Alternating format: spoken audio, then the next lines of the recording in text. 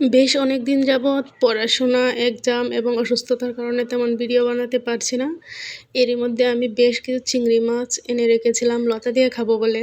কিন্তু এখানে চিকন লতাটা পাওয়া যাচ্ছিল না, যেটা আমাদের গ্রামে পাওয়া যায়। কিন্তু কি আর করা, এই মুঠা লতা দিয়ে আজকে চিংড়ি মাছ রান্না করব। তো প্রথমে প্যানে কিছুটা তেল দিয়ে দিলাম, তারপর দিয়ে দিলাম পেঁয়াজ।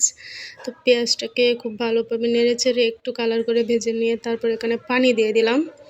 তারপর কিছুই না, খুবই সামান্য মশলা, হলুদের গুঁড়া, মরিচের গুঁড়া এবং সামান্য ধনিয়ার গুঁড়া, লবণ দিয়ে সাথে কিছুটা কুচি করে কাটা কাঁচামরিচ খুব ভালোভাবে এগুলোকে নেড়েচেড়ে মিক্স করে নিব। তো মশলাটা একটু ভালোভাবে মিক্স করে নেওয়ার পরে এখানে আমি সেই চিংড়ি মাছগুলো দিয়ে দিলাম। তারপর চিংড়ি মাছটাকে এই মশলাটার সাথে খুব ভালো করে নেড়েচেড়ে ভেজে নিব। অত বেশি রান্না করার দরকার নেই, এখানে জাস্ট চিংড়ির কালারটা যখন লাল হয়ে আসবে ততটুকু ভেজে নিলেই হবে।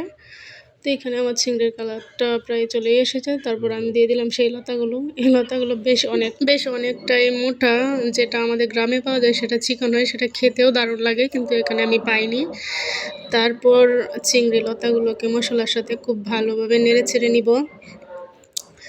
তো এগুলোকে মিক্স করে দেওয়ার পর আমি 2-3 মিনিটের জন্য একটু ঢাকা দিয়েছিলাম। তারপর দেখুন এখানে একটু পানি ছেড়েছে। তারপর এটাকে আরও একটু নেড়ে ছেড়ে দেখে নিচে লেগে যাচ্ছে কিনা। তো যাই হোক, এখানে আবারও একটু ভালোভাবে নেড়ে ছেড়ে তারপরে এখানে পানি দিয়ে দিব। খুব অল্প পরিমাণ পানি দিব, এখানে বেশি ঝোল রাখলে ভালো লাগে না। লতার তরকারি একটু শুকনো শুকনোই ভালো লাগে। তো এখানে আমি খুবই সামান্য পরিমাণ পানি দিয়ে দিচ্ছি, তারপর ঢাকা দিয়ে দিব। তারপর 5 থেকে 7 মিনিট পরে ঢাকাটা তুলে নেওয়ার পর এখানে মনে হচ্ছে আরও একটু পানি ছেড়েছে, আমি অতটাও পানি দিইনি। যাই হোক, এটাকে আবারও একটু নেড়ে ছেড়ে তারপর 5 থেকে 7 মিনিটও তৈরি হয়ে গেল আমার সেই চিংড়ি লতার মজার তরকারি। একবার হলেও ট্রাই করবেন, তবে অবশ্যই চিকন লতা দিয়ে।